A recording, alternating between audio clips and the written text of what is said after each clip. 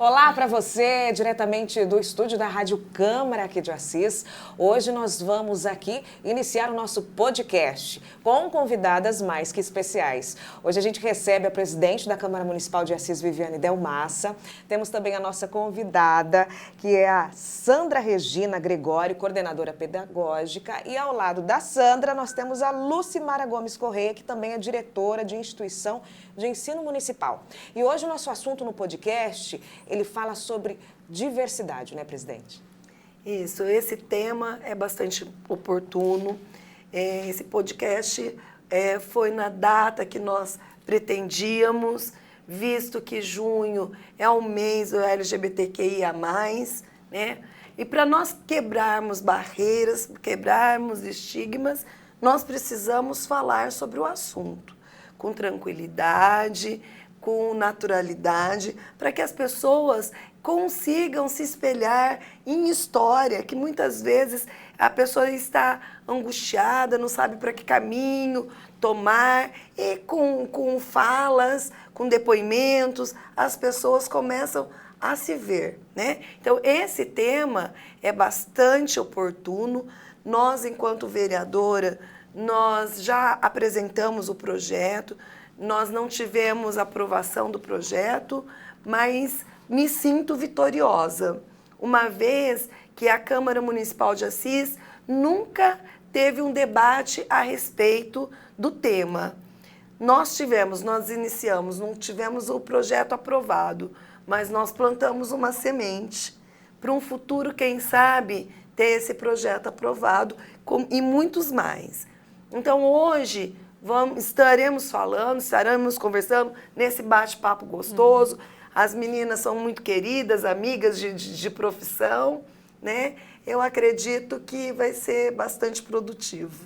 Porque a gente vai falar bastante de família, né? Hoje a gente tem a Sandra aqui, tem a Lu. Conta um pouquinho da sua história, Sandra, pra gente. Bom, meu filho hoje tem 30 anos, né? É professor de arte também do município de Assis. Está terminando o mestrado, também em arte, né? Formado em arte cênica pela Universidade Federal da Grande Dourados. E toda mãe percebe as coisas no filho, principalmente quando cria com muito carinho, com muito amor, que é o meu caso com os meus filhos. Eu percebia sinais nele, é claro, mas eu nunca perguntei por quê. Eu respeitei o momento dele. Por a gente trabalhar com educação, por a gente estar sempre lendo sobre esses temas polêmicos, né? No caso, a diversidade, violência doméstica, esses temas polêmicos. Fala um pouquinho sobre os sinais, desde criança. Os sinais, desde criança. Ele sempre foi uma criança muito artística mesmo. Ele já cantava todas as musiquinhas da escola, ele já falava as poesias. O meu avô, que é bisavô dele, hoje falecido, dizia assim, esse menino vai ser poeta. E ele é poeta porque ele também escreve, né? Então ele sempre foi muito comunicativo, ele sempre gostou muito de arte, ele sempre gostou muito de livros, de desenho. Eu tenho as cartinhas que ele fazia para mim, os desenhos que ele fazia para nós, para a família. Então a gente percebia esse lado nele. E dos meus 3 filhos, ele é o filho mais amigo, mais próximo a mim. E eu fui percebendo algumas coisas quando ele entrou na adolescência, mas eu sempre respeitava o momento. Te preocupou em algum momento? Me preocupou, porque, né, como a gente, quando a gente é mãe, a gente tem sonhos, tem projeções com os nossos filhos, mas eles não serão como a gente quer. Pelo contrário, eles têm que ser o que eles querem ser. E a gente apoiar. E eu percebendo todos esses sinais nele, e às vezes, né, o pai, às vezes comentava alguma coisa, e eu, né, automaticamente já tentava segurar as coisas, eu fui deixando. Ele entrou na adolescência, sempre um bom filho, companheiro, me ajudava a cuidar da casa, até hoje ele me ajuda.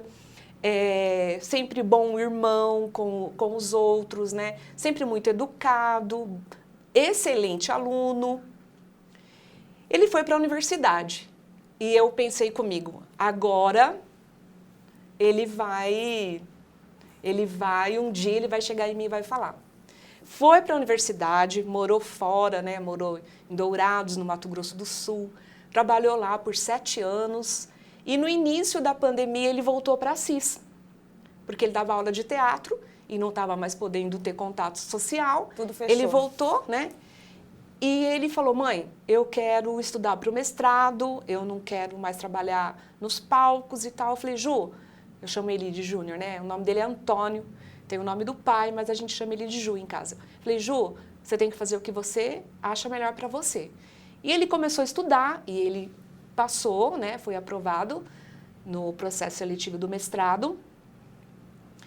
E ele é muito estudioso, ele tem esse lado intelectual muito desenvolvido e ficou em casa estudando aquela coisa, né? Quando foi o ano passado, ele chegou em mim e falou, mãe, eu tô namorando. Falei, filho, que bom, você tá feliz? Ele falou, tô.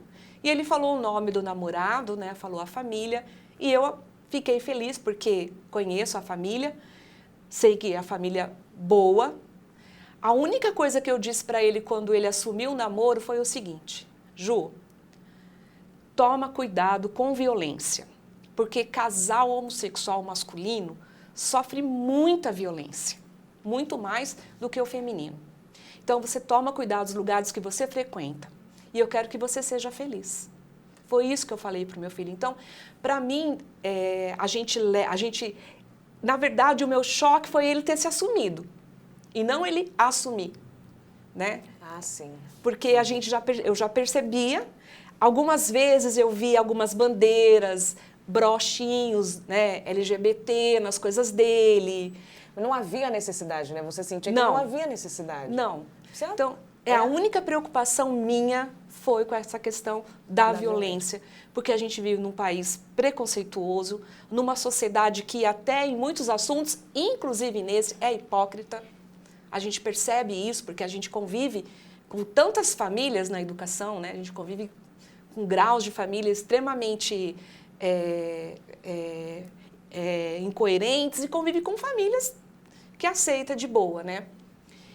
E a minha família em casa, os irmãos também já sabiam, até acho que os irmãos sabiam mais que eu, né? Porque os irmãos convivem, saem, vai para uma festa, alguma coisa, né?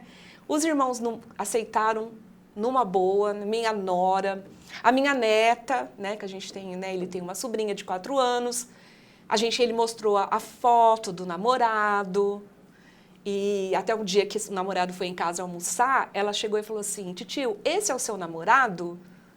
Então, quer dizer, a gente foi assim, né, os meus pais, os avós, tá certo que eles ficaram assim um pouco apreensivos, mas não perguntaram nada, não perguntaram detalhe nenhum. É a base de apoio, né, presidente? A base de apoio. A rede de apoio é assim, fundamental, porque o processo, tanto da pessoa como da família, é bastante complicado. A família projeta sonhos nos filhos, sonhos dela, né? O sonho de pai e mãe, mas não são os sonhos da pessoa, porque cada um tem o seu sonho. O meu sonho não é igual ao da Sandra, que não é igual ao da Lu. Então, quando o filho ou a filha se assume, esses sonhos são quebrados. As suas projeções são quebradas. Então, precisa de uma rede de apoio, como a Sandra colocou, para que essa família se reestruture para poder dar apoio ao seu filho. Porque muitas vezes a gente percebe que a mãe aceita mais. O pai tem uma resistência muito grande.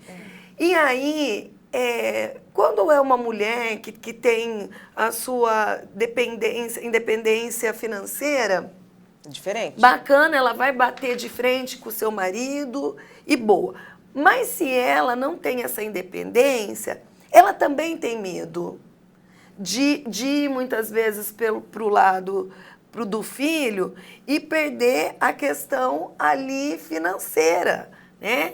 Então, é muito complicado e muitas vezes esse filho é mandado embora para o problema sair, porque ela não tem condições emocionais de dar esse apoio para o filho ou para a filha e nem tem condições de enfrentar o seu esposo, né? Também pode acontecer também adoecer mesmo, né? Essa mãe, esse pai chegar a um problema físico, não só emocional. Porque no meu caso, o pai passou a ter um problema físico. Ele descobriu diabetes, ele teve vitiligo, ele adoeceu fisicamente. Pela descoberta, Pela Lu? descoberta, porque ele não aceitava. Como é que foi esse papo dentro de casa? Na verdade, o que aconteceu foi que a minha filha já tinha um namorado e ela resolveu separar desse namorado. Ela tinha uns 16 anos, mais ou menos. E ela trabalhava e um dia ela postou uma música. Só que para mim não foi música. Sabe quando você lê assim, você fala, nossa, minha filha é homossexual. E eu olhei e falei, não. Aí liguei para ela na hora. Eu falei, você está querendo dizer o quê com isso? Ela falou, mãe, é uma música. Eu falei, não, isso não é uma música. Tudo bem que é uma música. Mas o que você quer dizer com essa música? Nada, mãe, eu gosto da música. Eu falei, tá bom, mas eu quero entender por que você colocou essa música. A sua Você curiosidade homossexual. foi por saber, querer que ela falasse, ou foi algo que você realmente não sabia? E falou Não assim, sabia. ou porque medo ela, de estar acontecendo alguma coisa? Aparentemente, ela não sinalizou nada. As minhas duas filhas nunca sinalizaram nenhum traço de homossexualidade. Minhas filhas sempre foram bem femininas, né? Estão sempre mulheres, aparentemente, né? São mulheres. São mulheres, São assim, mulheres, mas assim, né? A gente fisicamente. precisa... Mas quando é mulher, são dois grupos, né? Tem a mulher feminina e tem aquela outra mulher que já é um pouco mais masculinizada, que no meu caso eu não tenho. As minhas duas são bem femininas. Então eu nunca vi, sabe? Nunca olhei elas nunca sinalizaram nada. Inclusive ela tinha um namorado, um menino, era um rapaz, então tudo estava acontecendo como diz o modelo da sociedade. É uma moça namorando um rapaz, então estava tudo dentro. Mas aquela música, eu nem me lembro mais, aquela música me chocou tanto, falei assim, a minha filha é homossexual. E ela não quer admitir. Aí eu liguei, falei, fui pensando, ela falou, não, mãe, é verdade, eu sou mesmo, por isso que eu separei, eu gosto de mulheres. Nossa, aí, sinceramente, meu mundo caiu, sabe? Ele caiu, eu falei, gente, e agora, né? Ela não vai casar, ela não vai ser mãe, então cai toda a tua projeção, né? E eu falei, não, você vai falar para o seu pai, porque o pai sempre brincava que não, que ele preferia a filha homossexual do que outra coisa, tinha que ser homossexual, ele aceitava. E eu falei para ela, você vai falar para o seu pai. Ela falou, eu falei, não, vai, seu pai vai aceitar, eu não estou aceitando, eu não aceito e nunca vou aceitar. Você pressionou? Você acha hoje que você pressionou, Lu? Pressionei, eu dei um ultimato, ou você conta ou eu conto, quem vai contar? Eu acho melhor você, aí ela contou. E aí foi, assim, totalmente diferente, porque aí era a filha dele, né? Então, uma coisa é eu aceitar a filha do vizinho, a filha do amigo, outra é a minha casa, é a minha filha. Então, na hora ele ficou, assim, desesperado, desestruturado, e ele se desestruturou tanto que quase que meu casamento foi, sabe, assim, porque eu não queria, mas sempre falava, bom, ela então vou aceitar, mas eu não quero... Eu vou respeitar, mas eu não quero. Quando você fala em quase acabou com o casamento, houve discussões familiares ou um afastamento? Discussão não, foi afastamento mesmo, sabe? Foi um afastamento. Depois a gente chegou porque isso tem 10 anos, né? Então, nesse processo todo, chegou um momento que ele chegou e falou, olha, eu não queria culpar você, mas ele falou, no meu coração era que você era culpada, que você era mãe e você não tinha ensinado ela direito. Ele falou, mas ao mesmo tempo eu olhava para ela e falava, não, mas nós ensinamos tudo direitinho, é dela, mas eu não vou aceitar, porque onde já se viu? Então foram 9 anos e logo na sequência ela começou a namorar uma moça e ela chegou em casa, essa moça foi para dentro de casa como amiga e nós começamos a ajudar essa moça e de repente eu e o pai dela tivemos um clique, falou, olha, pera lá, tá ajudando uma moça. Tá ajudando demais. De casa. Essa ajuda tá muito grande, né? E aí ela falou que elas estavam juntas, aí foi uma briga novamente, a moça teve que sair da minha casa, e Aí, com poucos dias, ela falou assim, mãe, eu estou indo embora para Londrina. Ah, ela fazia faculdade, 3º ano de faculdade. Ela fazia biologia na Unip. Eu falei, mas você está praticamente no último ano. Ela falou, não, eu não vou fazer mais. Eu falei, não, então faz assim, ela vai sair e vai para Londrina, aí eu te empresto o carro, você vai todo final de semana, se você quiser ir durante a semana. Não, mãe, eu vou embora. Não, mas eu deixo. Olha, eu prometi, gente, coisas que eu nem ia conseguir fazer, sabe? Quase que para a lua. O que você prometeu que agora a gente ficou curioso? Tudo, sabe? Que eu levava ela para Londrina, que eu dava dinheiro para ela ir para Londrina, que eu aceitava tudo. Só não dentro da minha casa. Essa foi a verdade. Assim, o namoro dentro da minha casa. Por mim, eu até que aceitava. E nesse tempo todo, ela falou, não, eu vou embora, e ela foi embora. Então, foi assim, ela chegou, eu estava trabalhando na eleição daquele ano, ela chegou e falou, mãe, eu estou indo embora. Um dia antes, ela arrumou a mala e eu vi a mala, sabe? Falei, gente, mas eu não vou conseguir fazer ela ficar. Ela tinha quantos anos, Lu? 18, tinha acabado de completar 18. Não. Aí ela saiu de casa, sabe? Foi lá, deu tchau e foi embora. Falei, gente, e agora? Né? Chegar na minha casa, cadê minha filha? Falei, não, agora vou ter que seguir. Só que a minha sorte que durante todo esse tempo, assim, eu aceitava, não aceitava, tinha hora que eu aceitava, tinha hora que não, porque eu trabalho na igreja, eu sou ministra de Eucaristia, então sou catequista, bem envolvida na igreja. E isso começou a prejudicar, porque todo mundo começou a saber e todo mundo começou a falar, mas você não pode ser ministra, uma ministra que é uma mãe de uma filha homossexual, você é proibido, você não pode. Muita gente saiu da fila da comunhão que eu estava entregando, porque eu era mãe de uma homossexual e que eu aceitava isso. Então, tudo isso pressiona você. Eu falei, não. Mas os meus pais, hoje eles têm 83 anos, na época eles tinham 73. Meus pais falaram, não, você não pode abandonar sua filha, ela é sua filha. Mas, mãe, não, você vai... E eles deram todo esse apoio, foi dado pelos meus pais. E você se emociona, lembrando. E emociona até hoje. Ela saiu, ficou 6 anos fora. Que saudade, hein, Lu? Só que ela vinha, eu ia muito lá, sabe? Eu ia lá, via, conversava, mas o pai dela não aceitava. Então, ela vinha em casa, no começo ele nem conversava com ela. Depois, aos poucos, foi conversando, nós fomos, sabe, lutando, e ele passou a aceitar ela dentro de casa, menos a namorada. A namorada foi aceitada depois de 6 anos. Elas viveram 9 anos juntos. Depois de 6 anos, eu sempre brincava com ele, se você aceitar, ela vai largar. Ele falava, lógico que não. Eu falei, não, aceita, que daí quem sabe ela separa. Essa é a verdade. E ele, com o tempo, a gente foi lutando, e ela voltou para Maracaí novamente. E a gente tem a casa que era dela, que para ela, ele não deixava ela morar. Ela tinha que pagar aluguel e estava passando sufoco para pagar aluguel as duas sozinhas. E eu sempre teimando, dá casa para elas, não vou. E nas festas da minha família, no Natal, todo mundo reunindo a minha mãe. E a namorada ia, porque ela era aceita por todos, todo mundo aceitava, menos ele. Aí ele chegava lá que ela estava, ele ia embora. Ele ficava sozinho no Natal, mas ele não ficava em casa. E eu também não ia atrás. Falei, eu não vou atrás, porque eu aceito, ele tem que aceitar isso. Não dá para viver desse jeito. Aí foi indo, com 6 anos, ela já estava em Marrakech com uns 3 anos, e aí um dia nós chegamos na casa da minha mãe, no Natal, e ela estava lá, e eu falei, olha, ela está aí, você vai ficar? Eu falei, eu estou descendo. Ele falou, não, eu vou ficar. Eu falei, vai? Vou. Eu falei, ótimo. Entramos, aí ele falou, só que eu não vou ficar onde ela está. Eu falei, tudo bem, se ela está na cozinha, você vai para a sala, né, vamos ficar brigando aqui, mas não vamos ficar junto. E ele entrou e foi, sabe, um dia assim, que ela estava na cozinha, ele estava na sala, ela ia para a sala, ele ia para a cozinha. E assim, passou o dia. Eu falei, bom, uma vitória, que até então não se encontrava.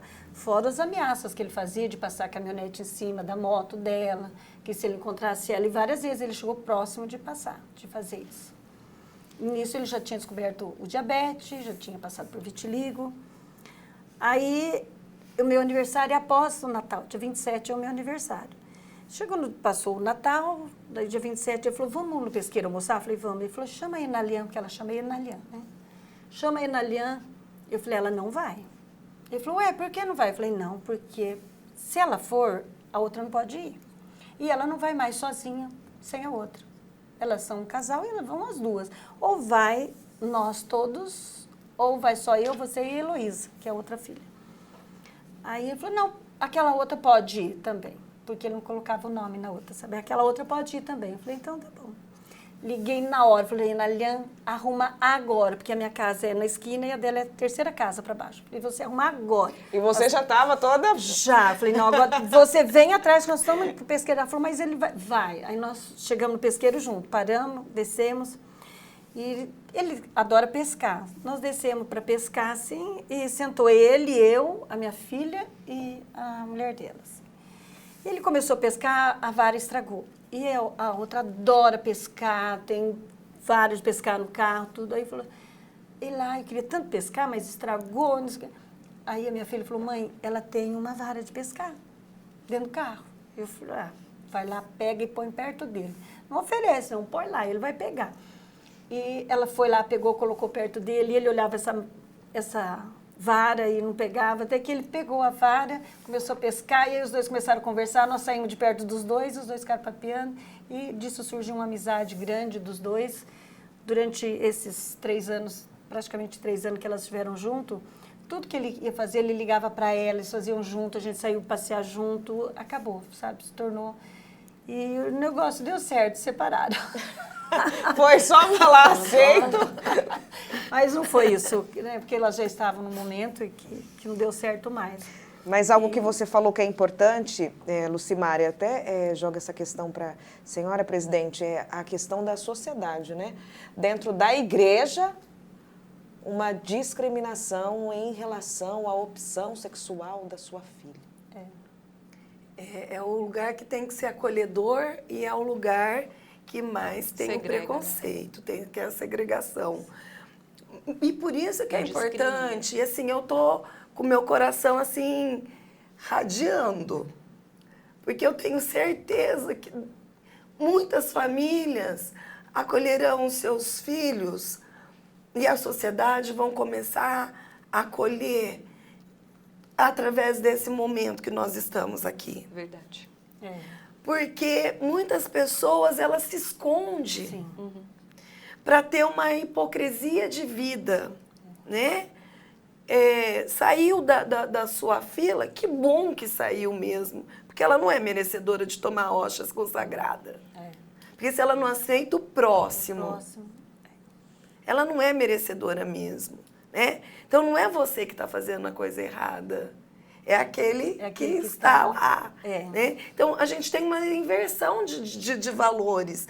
Quando a gente fala da sociedade, é isso. Eu aceitar a pessoa como independente de gênero, de raça, de credo, eu tenho que estar aceitando a pessoa, aceitando o ser humano, a sua potencialidade, as suas fragilidades, as suas fraquezas. Né? Nós, principalmente da educação, trabalhamos tantos isso com os nossos alunos e muitas vezes eu me questionava enquanto professora. Eu falava, o que eu ensino para os meus alunos que nessa sociedade é tão preconceituosa, né? Que você vê que xinga jogador pela sua cor, mata homossexuais. É verdade. Então, A Vivi colocou um fator muito importante, que é a questão mesmo da dependência financeira da mulher. Porque se isso ocorre numa família onde a mãe é dependente do pai, do marido, esse tipo de assunto, eu acho que ele vai criar uma complexidade muito grande na convivência da família e na sociedade, já puxando, né, a questão que a Lu colocou aqui. Porque a gente vive numa sociedade muito, muito hipócrita, né? E tem vários exemplos aí. Todo dia, se você abrir as notícias, você vê exemplo de uma discriminação, né, de um preconceito. Você vê isso. Eu não sofri o que a Lucimar sofreu porque eu sou separada. Talvez eu sofreria. Mas eu ia ficar do lado do meu filho, sem dúvida. Sem dúvida, iria ficar do lado do meu filho, né? Para a Lu ainda foi um pouco mais difícil, porque ela teve que fazer de o fazer esposo a dentro de mediação. casa. Exatamente. Mas olha bem, quando ela coloca, os meus pais me deram força. Então você vê que a importância da rede de apoio. Porque ela, no primeiro momento, ela falou, eu não aceitei. Houve essas Né? desestrutura. Eu não aceitei. Aí ela precisou da aceitação dos seus pais. Né? Ela precisou estar amparada pelos seus pais para eu ter esse respiro e conseguir lutar pro outro lado. Enfrentar a sociedade, porque você enfrenta uma sociedade inteira. Isso, e não é todo mundo que tem a mesma facilidade de luta. Tem pessoas que são mais frágeis, não conseguem lutar, não conseguem lutar sozinha, ela precisa de estar amparada, né? Então, a rede de apoio a grande ferramenta. E é isso que eu volto a falar. Se você não tivesse essa rede de apoio, você primeiro não aceitou, teu marido não ia aceitar, ela ia embora e vocês nunca mais iriam falar. E ela voltou, está dentro de casa. Agora, há pouco tempo, começou tudo de novo. Eu estou num novo processo, novamente. Eu falei que eu acho que eu devo ter cara de quem gosta de fazer inícios de vida, viu? Porque ela voltou a estaca zero, digamos assim. Ela arrumou uma namorada, a namorada é mais nova, e a família é da igreja, nós éramos amigos, né? Eu perdi um casal amigos que a gente lidava porque eles não aceitam a filha. E eles colocaram a filha para fora. E quando ela começou, eu falei, olha, você está disposta a iniciar o processo do começo? Ela falou, não, mas não vai ter. Eu falei, vai, nós vamos voltar no começo. E voltamos no começo, os pais colocaram ela para fora, ela está atualmente na casa da minha filha. E em casa a gente dá todo esse apoio, a gente conversa bastante com ela, porque ela também está desestruturada. Porque isso, a pessoa quando assume, é difícil. Porque se para mim, como mãe, é difícil assumir, imagina eles assumirem, olha, eu sou homossexual.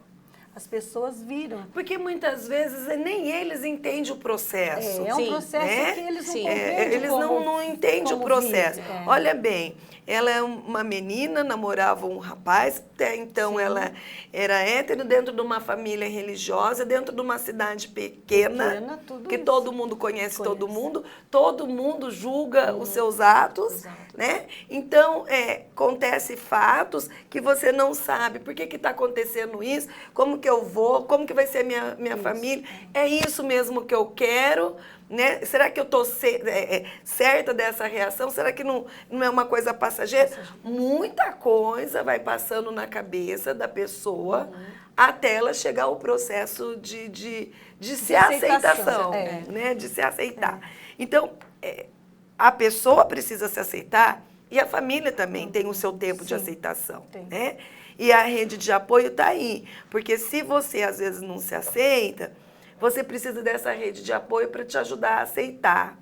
E aí você tendo essa rede de apoio para aceitar, você vai ajudar seu filho a se aceitarem, né? Porque quando o meu filho se assumiu, o meu filho chegou para o meu marido e falou, pai, mãe, eu falei assim, você não precisa falar porque eu já sei.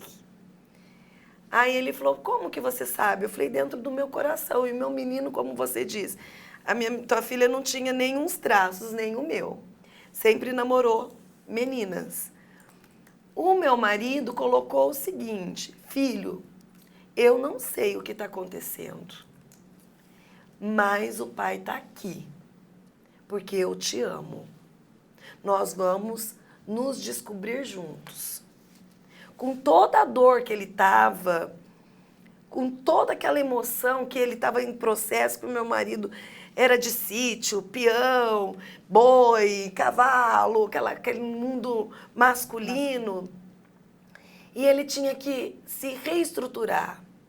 E ele não sabia como reestruturar naquele momento. Mas ele falou, o meu amor é muito maior, nós vamos nos descobrirmos juntos. Então é isso que precisa, né? Eu não preciso entender naquele momento. Eu posso chorar, eu posso espernear, eu posso falar para o meu Pode filho, negar, eu né? posso negar, eu posso ter todas as reações. Isso. Se não for agressão, né? Sem agressão. Na questão do falar, das suas emoções, sem agredir verbalmente ou fisicamente. Eu Você conheço- pode ter, mas você tem que caminhar junto. Eu né? conheço uma pessoa que o ano passado comentou comigo e o meu filho ainda não tinha se assumido. E essa pessoa falou assim para mim: meu filho se assumiu bissexual. Geralmente o pai, ele usa essa terminologia. Ele nunca usa que o filho é homossexual. Sim. Ele prefere... É mais fácil mais para ele fácil, aceitar. Porque né? pode ser que Pode ser que um dia ele volte a ser. Então, tem isso também, né? Tem pais que falam, meu filho é bissexual, mas na verdade não é, é homo. Ó, vou aproveitar e trazer um Né? dado importante que a gente está chegando ao fim. Olha só, a Sandra trouxe algo muito importante, que a primeira coisa que ela falou depois que o filho dela se abriu para ela disse cuidado. Então, a gente tem dados aqui que só no ano passado, no Brasil, 256 pessoas da comunidade LGBT+, foram vítimas de morte violenta. Sim. Esse dado é um estudo do GGB, que é um grupo gay da Bahia. É da Bahia, mas eles fizeram um estudo nacional. Então, a gente tem o Nordeste como a região mais insegura, em seguida o Sudeste. Sim. E aí vem o medo, né? Vem o medo. Muito, muito medo. Essa foi assim, foi a primeira coisa que eu falei para o meu filho. Depois eu falei assim: Ju, eu quero que você seja feliz. Eu coloquei filho no mundo, criei filho para ser feliz. Porque você já é um homem honesto, você já é um homem decente, porque mesmo ele sendo homossexual, ele não deixou de ser homem. Né? De caráter, De caráter, princípios, exatamente. Você é de trabalhador, ter uma família. família. Porque é isso que as pessoas colocam, né? A família não aceita, a família brasileira. Que família brasileira? Que família é essa? Porque seu filho tem uma família. Tem. Né? Tem você, tem os seus irmãos. tem a sobrinha.